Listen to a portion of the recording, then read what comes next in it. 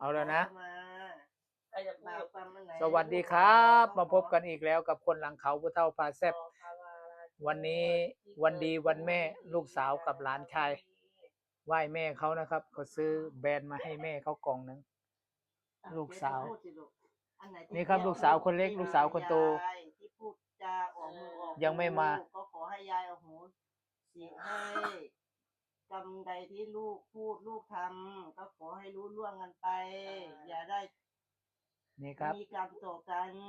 ลูกสาวกับหลานชายลูกสาวคนเล็กเขาก็ไหว้แม่เนื่องใน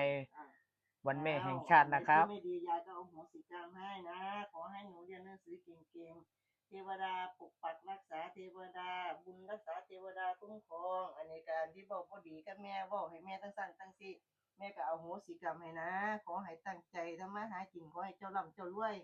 เป็นเศรษฐีมั่งมีบุญรักษาเทวดาคุ้มครองสาธุฝากติดตามด้วยนะครับคนหลังเขาผู้เฒ่าพาแซ่บทางช่องทาง YouTube กดติดตามเยอะๆนะครับสวัสดีวันแม่ครับ